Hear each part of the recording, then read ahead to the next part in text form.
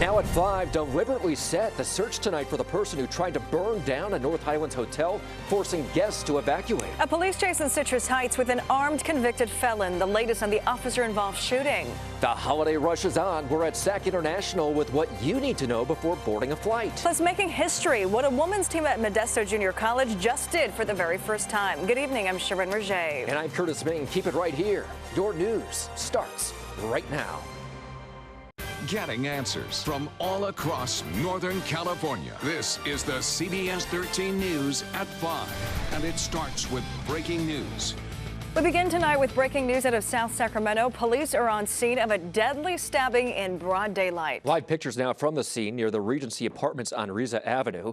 Investigators say it appears the two people involved in this afternoon stabbing knew each other. Our crew is gathering more information right now from the scene, and we'll have more for you tonight on the CBS 13 News at 10.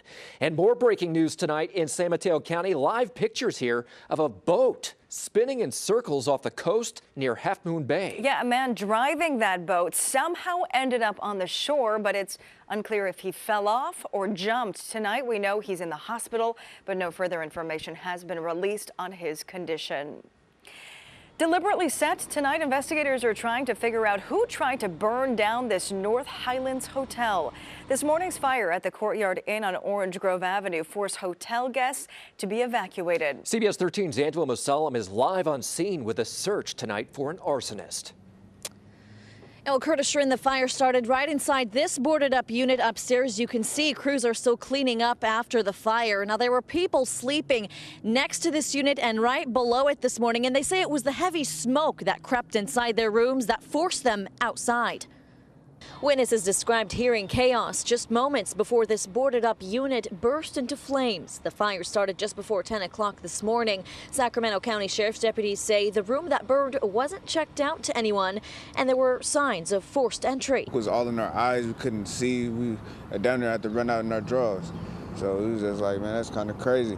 Sheriff's deputies who responded to the fire helped evacuate several hotel rooms. At least 6 people at the hotel, including Wilson, may now have to find another place to stay.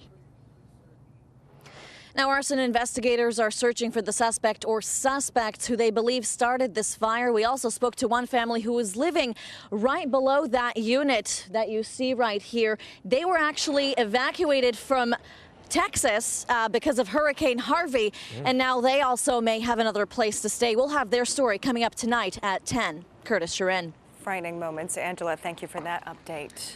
Tonight, investigators think drugs and alcohol may have been involved in a deadly street racing crash in Rancho Cordova. The CHP says 2 people in a Honda died after the car lost control overnight on Highway 50 and another car crashed into it. The driver was thrown from the car and then run over. Investigators don't know if the victims were wearing their seatbelts. Back behind bars tonight, an inmate firefighter is back in custody after walking away from a Solano County minimum security camp.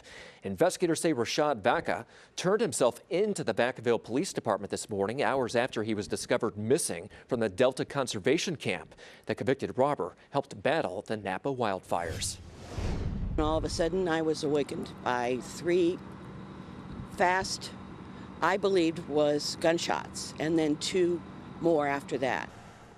Tonight, Greenback Lane in Citrus Heights is back open after an officer-involved shooting. And as CBS 13's Camby Brown reports, it all started with officers investigating a suspicious car.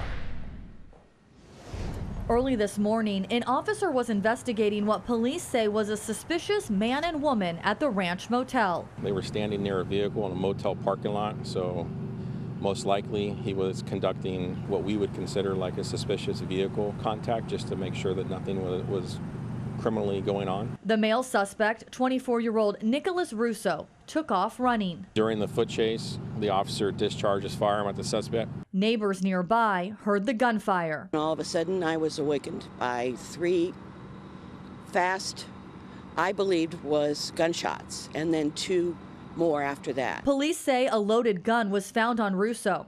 As police investigated, Auburn Boulevard was closed near Greenback Lane for more than 8 hours. The woman is cooperating with police and wasn't arrested.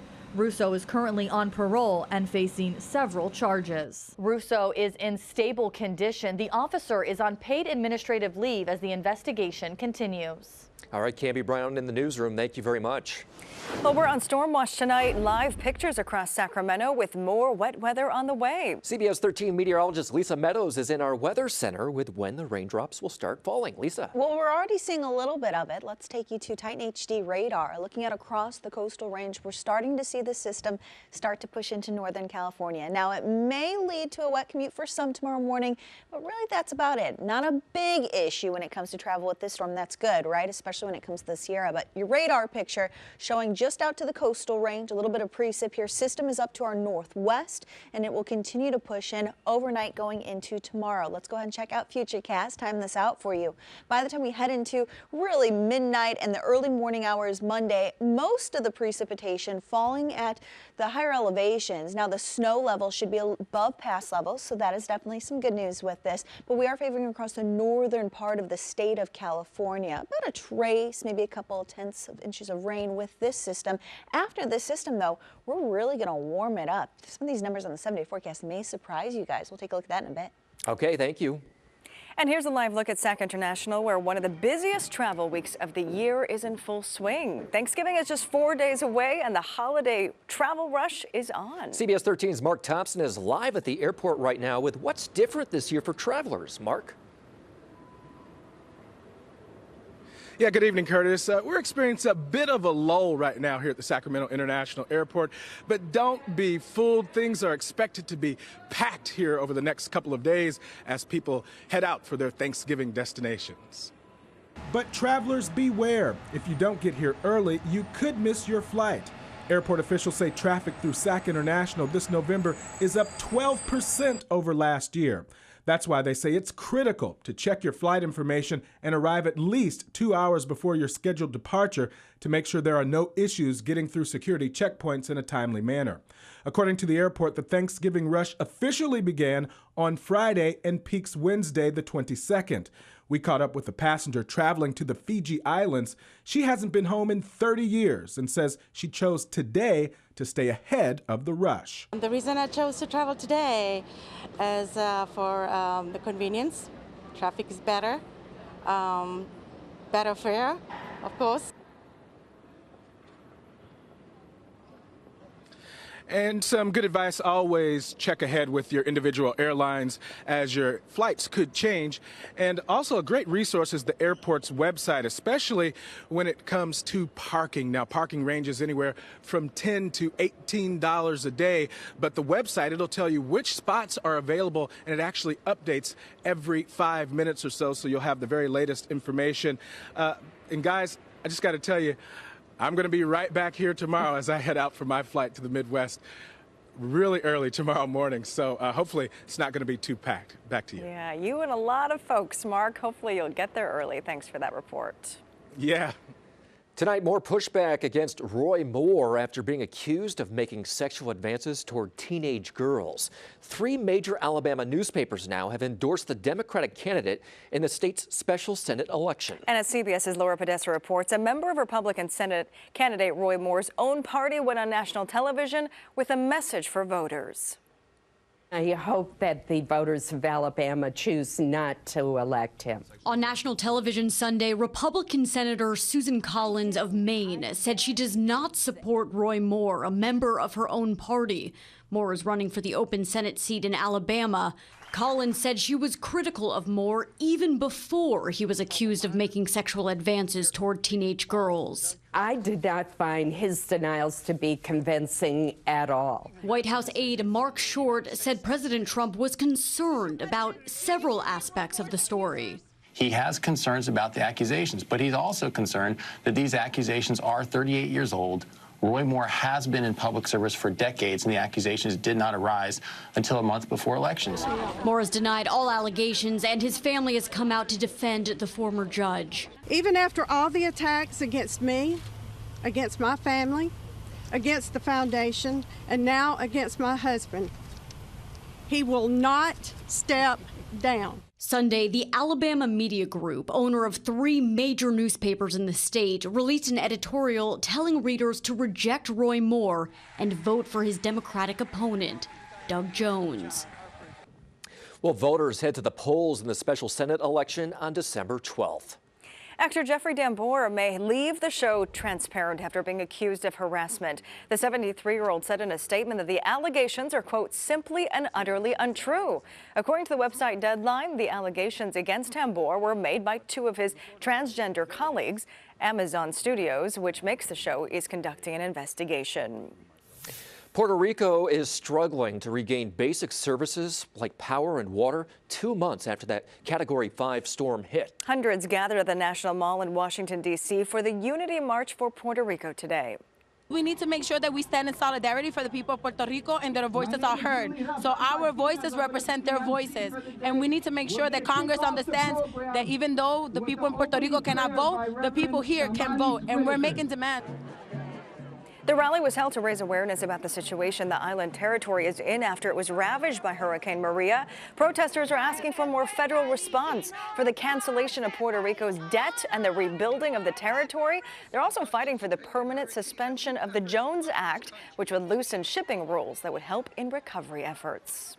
Opening the border with Mexico, U.S. Border Patrol allowed a select number of families to reunite with their loved ones, at least for a few minutes. It's something they do every year. Each reunion lasting just 3 minutes, but that was just enough time for a wedding ceremony.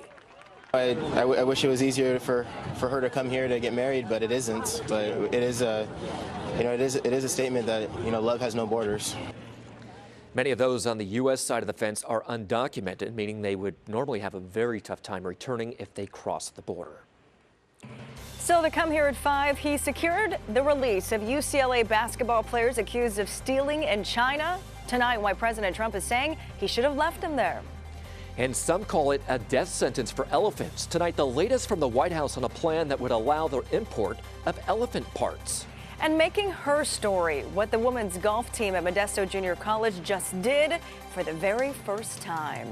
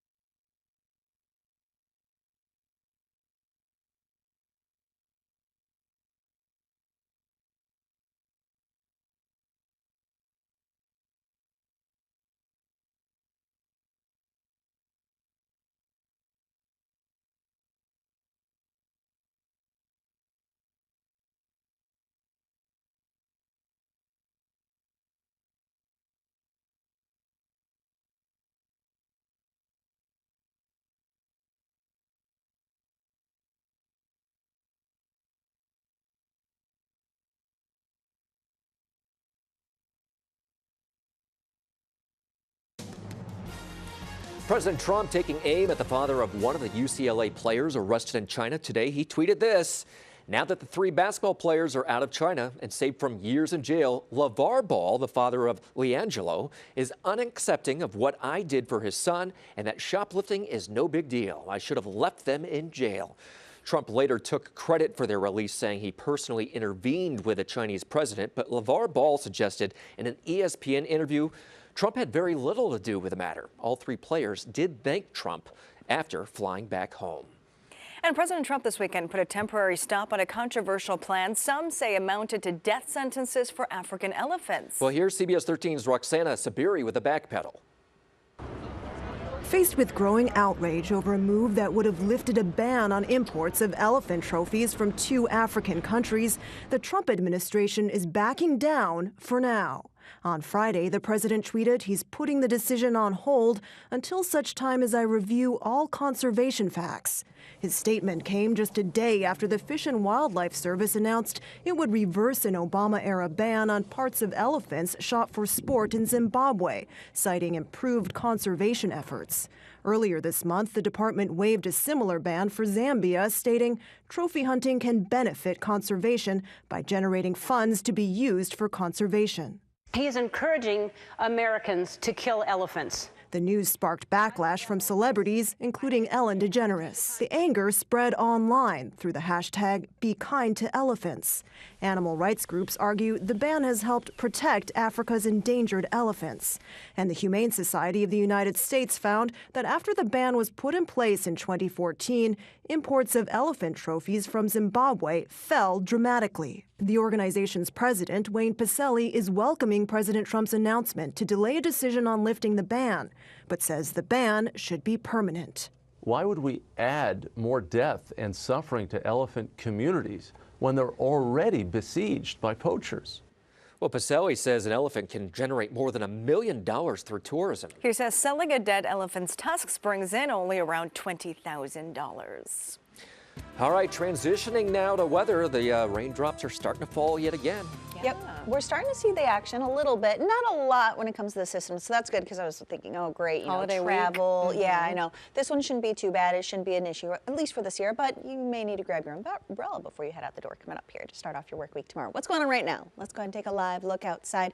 We're checking out Vacaville right now. Things are pretty quiet across most of Northern California at this time as the system is still off to our west, and it will slowly continue to make its way into Northern California as we go through the nighttime hours and continuing into tomorrow morning. By about midday, later in the day Monday, I think that's your best shot of seeing some of this rainfall across Northern California. Like I said, radar picture, most of this precip only popping up in the coastal range, but we have clouded over when it comes to this satellite picture. So we are not anticipating very much sunshine to start off your work week coming up here tomorrow morning. But hey, you may not even have to go to work because it's a holiday week. Hopefully you're one of those lucky people, right? 56 degrees right now in Sacramento, 54 in Marysville, 57 in Stockton, Modesto coming in at 60. Forecast for the foothills, we're in the 40s and the 50s now, 40s for the high country, but it did get pretty chilly last night. I was noticing that even here in the valley, so we'll continue to see some of those cool temps for the overnight hours. Not much of a wind, as you can see, been light and variable recently up and down the valley and for most of Northern California. That trend will pretty much continue. So here's Futurecast. I want to time this out for you in case you are worried about the rain coming up here on Monday. Don't be too worried about it. A lot of it will be falling in the higher elevations. And we anticipate probably less than ½ of an inch of rain when it comes to this. When it comes to the valley, you're looking at only about a trace, maybe trying to squeeze out a 1/10. So a lot of this action is going to be across the northern part of the state of California. Further north you are, better chance of seeing some rain. But like I said, Monday morning, can't rule it out. Moving across portions of Northern California. I think with the exception of the Sierra for the valley, you pretty much have to be to the north of I-80 before you see that better chance of seeing some rainfall with this coming up here tomorrow. Forecast for the valley, let's take you to the numbers here when it comes to lows in the 40s and also the 50s. High temperatures for tomorrow under cloudy skies with rain just in the 60s. So 50 tonight and then back up to 62. We can handle that, right? 49 in Elk Grove, that's not too bad. As we make our way to the foothills, those temperatures, we're pretty much looking at about 50 degrees into the mid 60s for tomorrow. Polk Pines back up to 57 degrees. And as we take you up to the Sierra, here's what we're watching here. Those temperatures in the 30s and the 40s, 50s. Like I said, snow level looks to be above pass level with this system, so it shouldn't be an issue for us here. South Lake Tahoe 33, back up to 53. With the exception of slick roadways when it comes to any rain. You could still watch out for that. Temperature-wise, as we make our way off to the coast, and those locations, of course, dealing with rain also. San Francisco down to 53 tonight before climbing back up to 66 for tomorrow. And as we make our way to Fort Bragg down to 52. That number for tomorrow back up to 58. So what about the 7-day forecast? Look at these numbers. Are you a fan of the warmer temps? Then you're going to be a fan of this. Look at this. 69 on Wednesday, Thanksgiving 69 as well as our turkey flies his way on into the forecast. 54 for your low to start off. And then by the time we head into the weekend, that's when we're going to be watching for our next chance of rain thrown in here once again. Once we watch for Friday, we might have to bring in another chance of some rainfall. But yeah, the system, pretty weak coming up here tomorrow. And if you are going to be out this week, warmer temperatures means maybe you're training for the marathon, California Marathon coming up here Sunday. If you would like to support our CBS 13 SSPCA team, we're going to run, and all of the money goes to the SPCA. The link to that is on CBS13.com. Now, I want to know, can you do the turkey dance, like the graphic? That, like going down tonight at 10. We'll find out. There we go. You have to watch tonight at 10 for that. All right, Lisa, thanks. Celebration in Modesto, how the Modesto Junior College's women's golf team just made history. And later, the poetic plea to President Obama. And this, the Les Schwab Toy Drive is underway. Now until December 10th, if you give a new unwrapped toy to the Les Schwab Toy Drive, you're going to receive a free safety check or flat repair, making your trip home for the holidays a little safer. All donations benefit the Boys and Girls Clubs of Greater Sacramento. For a list of locations and details, visit CBS13.com. We'll see you back here in a minute.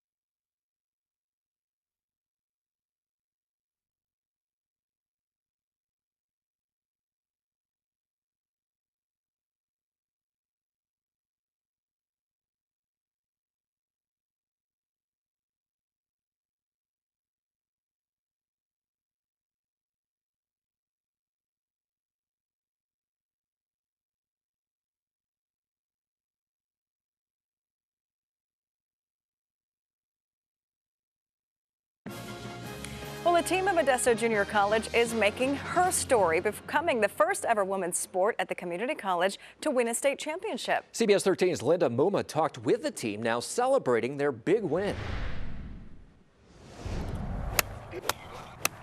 It was really nerve-wracking and a lot of pressure.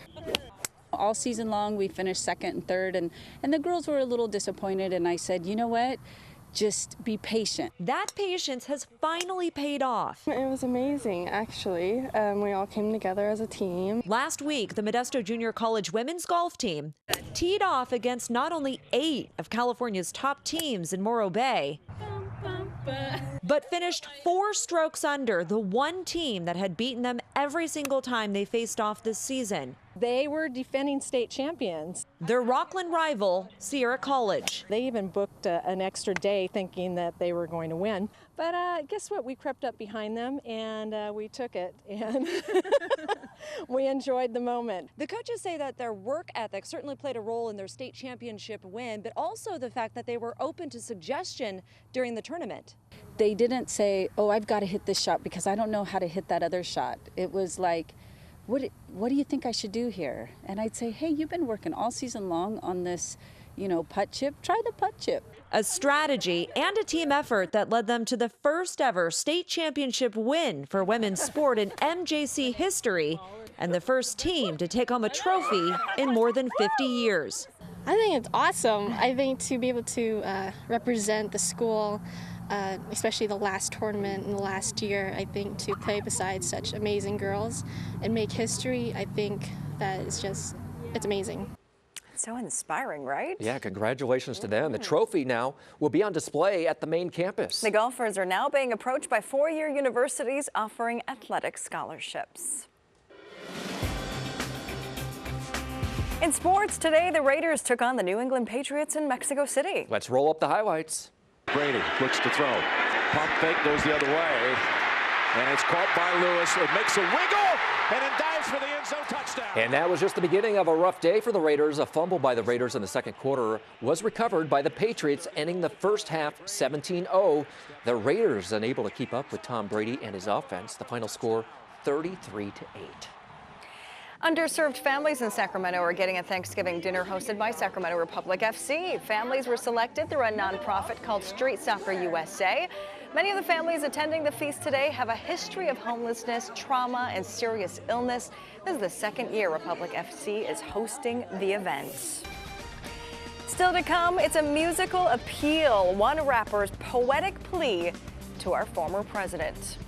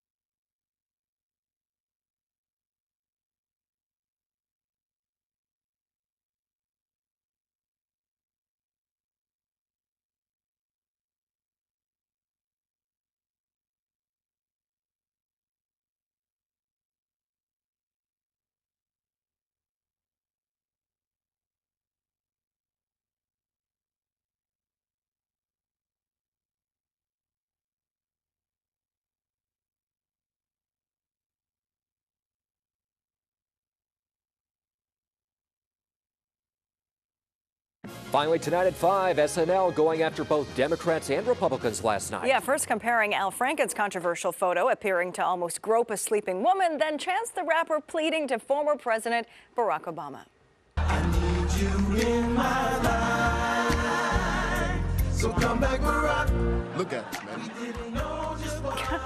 Kenan Thompson and Chris Redd join Chance the Rapper in a boy band style music video in the song Come Back Barack. Chance sings of missing a major figure in his life who has moved on. All right, that's it for us here on the CBS 13 News at 5. We hope to see you back here tonight at 10 o'clock. Until then, have a great night, everybody. Thanks for watching. Good night.